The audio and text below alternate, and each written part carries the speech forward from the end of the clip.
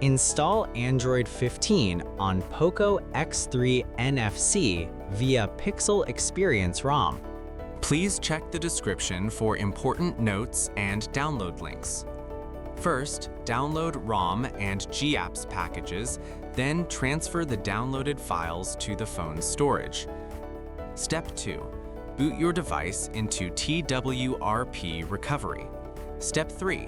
Once you're in TWRP main menu, go to Wipe, Advanced Wipe, and select the checkboxes as shown in the image excluding internal storage. Step 4. Swipe the button to wipe the device. Step 5. Go back to the recovery main menu and tap on the Install button. Step 6. Navigate to the downloaded path and select the ROM zip file. Step 7.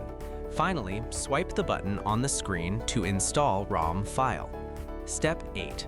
Once the ROM installation finishes, return to the main menu and install the GApps zip package in the same manner. Step 9. After GApps flashing completes, select Wipe Cache/Dalvik from the bottom left side of screen and swipe to wipe. Step 10.